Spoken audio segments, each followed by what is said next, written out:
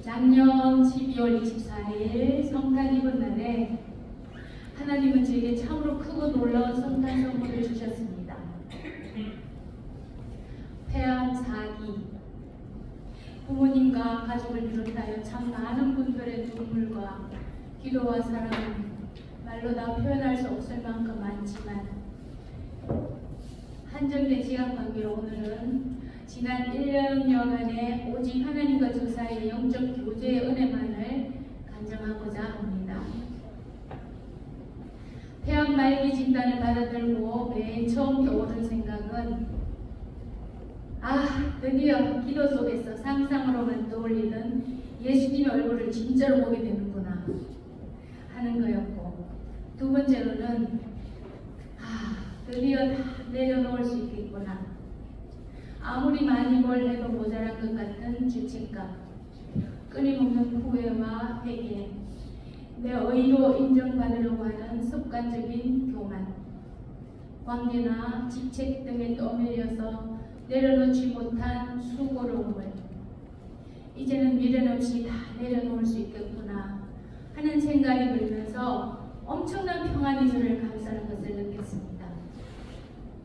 절대 음감이란 말이 있듯이 절대 평안이라고나 할까요? 인생의 벼랑 끝에서 제가 그 어떤 원더함도 없고 억울한 생각도 없이 상식적으로 이해할 수 없는 절대 평안을 유지할 수 있었던 것은 수많은 우여곡절의 삶을 살아오면서 하나님이 항상 정답이었다는 것을 여러 체험으로 이미 알고 있었고, 오랜 세월 동안 하나님과의 친밀한 교제를 통하여 항상 내 뜻보다 크신 하나님의 계획을 신뢰할 수 있었기 때문인 것 같습니다.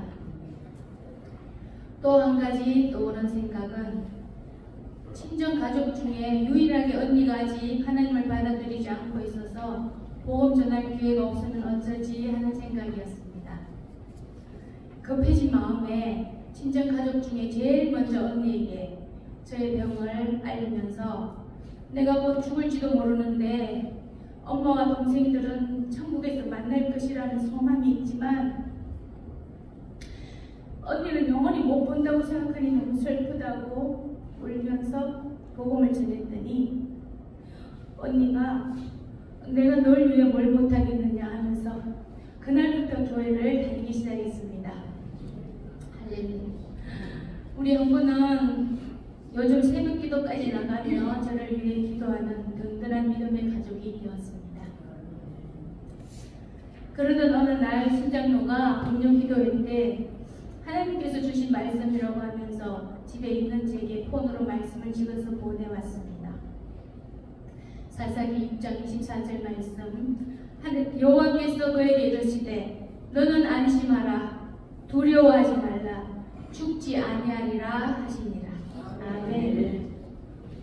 그 당시 저는 사실 하나님과 씨름할 에너지가 없었습니다. 40여 년 만에 이루어진 친정가족 복음화에 대한 기도 응답으로 내 사명은 여기까지인가 보다 하는 생각도 들었고, 그래서인지 꼭 살아야겠다는 의지도 별로 없었는데, 저 대신 친장로가 약복 강가에서 하나님과 씨름하여 얻어낸 축복의 말씀이었습니다.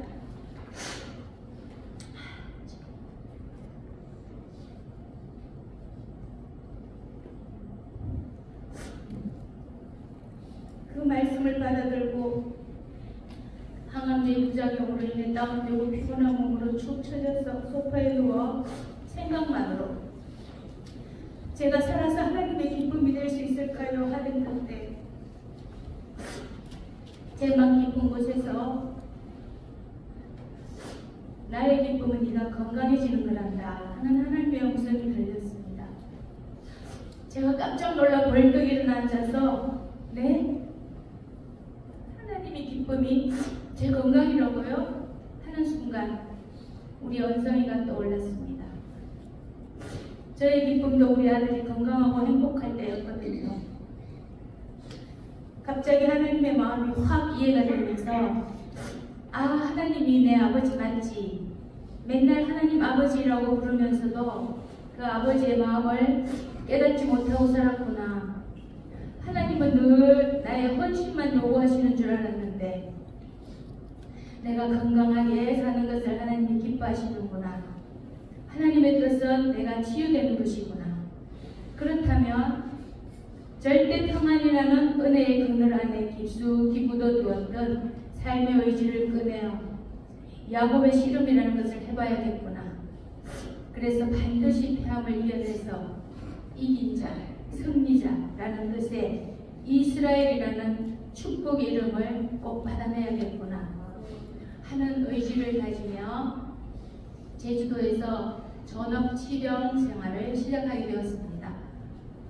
날마다 크고 작은 오름을 두세 개씩 오르면서 허벅지 근육을 키우고 시원스레 철썩이는 파도를 보면서 답답한 가슴이 뻥 뚫리는 기쁨으로 여기에도 함께 계시는 여호와 삼마 하나님의 은혜를 누릴 수 있었고 4, 5월에 온 제주 들판을 쏘다니며 고사리를 꺾기 위해 허리를 굽힐 때마다 고맙습니다, 감사합니다를 외치며 여호와 라파 하나님의 치유하심을 온몸으로 느끼며 여호와 니시 하나님의 성기를 꿈꾸게 되었습니다. 요즘은 여호와 이레 하나님께서 지인을 통하여 울진에 참 좋은 집을 예비해 주셔서 월성정 솔숲과 바닷가를 맨발 걷기 하며 내 숨소리만큼이나 가까이 계신 하나님과의 소확행을 누리며 즐겁게 울진 광야 생활을 하고 있습니다. 지난 9월쯤에 문득 어릴 때 할머니께서 끓여주셨던 누른 호박죽이 먹고 싶어서 아직 호박이 누른 게 있기 전이어서 누른 호박을 어디서 구하지 하며 알아보던 중에 태풍이 지나간 다음날 바닷가 맨발 걷기를 하다가 모래사장 언덕에 거센 파도가 올려놓은 누른 호박 5덩이와 애호박 2덩이를 주었습니다. 애호박은 호박나물 만들어 먹고 누른 호박 2개는 덜 익은 상태라 물러져서 버리고 3덩이로 호박죽을 2번이나 끓여 먹을 수 있었습니다. 알밤도 바닷가에서 주워 먹고 멸치때도 100m 가까이나 백사장에 올라와서 주워오기도 하고 파도에 떠밀려온 조개도 주워 먹고 백사장이 우리의 마트가 되는 하나님의 유머를 즐기며 여호와 샬롬의 기쁨을 누리기도 했습니다. 그러나 사람의 감정은 언제나 한결같진 않은 것 같습니다. 어느 날 문득 우울하고 비참한 기분이 들면서 어둠의 영이 저를 찾아왔습니다. 새삼스럽게 하나님이 좀 섭섭하게 느껴지면서 셀쭉한 기분으로 하나님께 따졌습니다. 이게 뭐냐고요? 제가 얼마나 아둥바둥 숨 돌릴 수 없이 바쁘게 살아왔는지 하나님은 아시잖아요. 그런데 결국 이렇게 악한 질병에 걸려 죽어가는 인생이 되었네요. 제 신앙은 대체 뭔가요? 하나님이 저를 버리신 건가요? 제가 무엇을 회개해야 하는지 속 시원하게 좀 알려주세요. 저는 양심적으로 사소한 것까지도 늘 회개하면서 살아왔다고 생각했는데 아직도 제가 모르고 지나쳐온 죄가 있나요? 저는 오직 예수님의 의를 힘입고 늘 새 힘을 내어 다시 시작하고 또 다시 시작하면서 지금까지 살아왔는데 하면서 서러워서 울고 있는데 그때 어둠의 영은 굶겨 죽여야 해 하나님의 음성이 들려왔습니다. 그때 저는 꼭 암세포는 굶겨 죽여야 해 라고 하는 말처럼 들렸습니다. 그러자 하나님께서 네 몸의 암세포가 좋아하는 음식을 멀리해야 하는 것처럼 네 영혼의 암세포인 어둠의 영에게 우울함, 비참함, 불안, 두려움, 섭섭함 같은 먹이를 자꾸 먹이면 어둠의 영은 점점 커져서 결국 너를 짓눌러 너를 죽이는 괴물이 된단다. 그러니 이런 생각들을 끊어서 어둠의 영을 굶겨 죽여야 해. 그래야 빛이 들어와 슬픔이 변하여 기쁨의 옷을 입게 된단다. 라고 하나님께서 제 마음 깊은 곳에 오셔서 말씀해 주셨습니다. 그러자 제 마음에 환한 빛이 들어오면서 어둠의 영은 싹 사라졌습니다.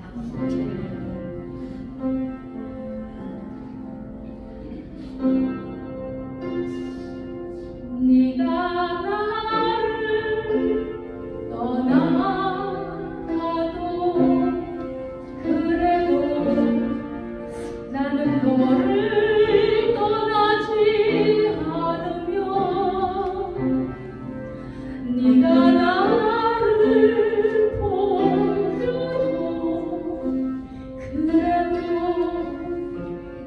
너를 버리지 아니하리라.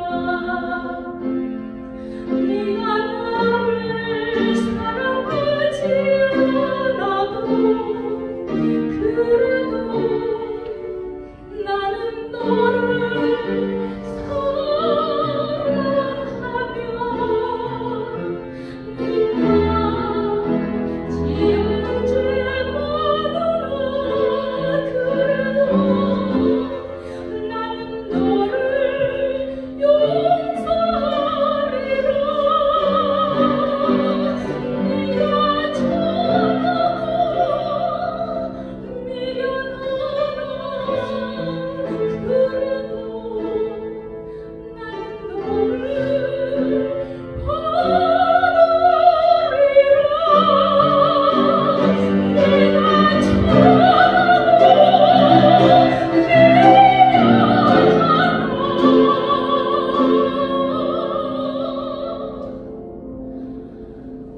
나는 너를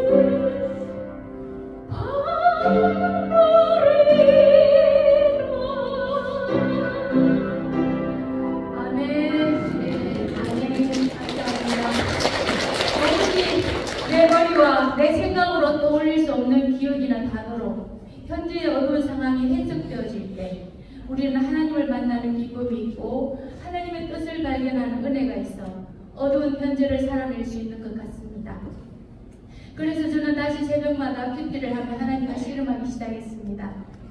구원자이신 하나님께서 저를 회복시키실 것을 믿습니다. 그런 하나님의 역사를 경험하기 위해서 저는 무엇을 결단해야 할까요? 가르쳐 주세요, 아버지. 그러자 뜬금없이 너의 오병이어를 내어놓아라 라고 하시길래 네? 저의 오병이어요? 저의 오병이어가 무엇입니까?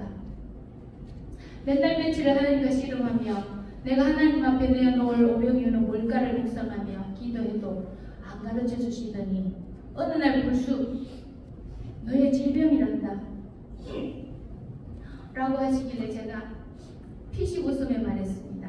하나님, 저의 오병이어가 저의 질병이라면 이 질병이 축사하사 오병이어의 기적처럼 4,000명, 5,000명에게 평을 나눠주라는 건가요?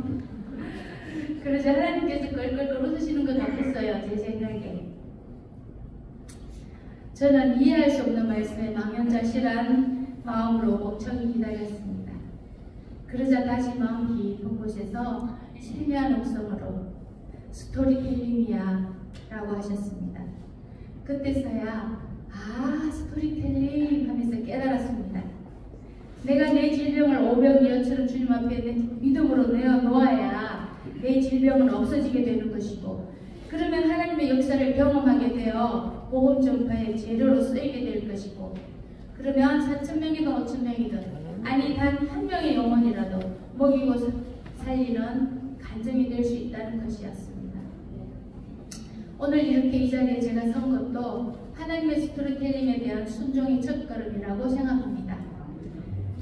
저녁마다 가정 예배를 드릴 때 신장로는 늘 제게 안수하며 간절히 기도하고 저는 4가지를 소리내어 선포합니다. 나는 건강하게 되었다. 하나님께서 나를 치료해 주셨다. 나는 일찍 죽지 않고 신장로와 함께 100년으로 할 것이다.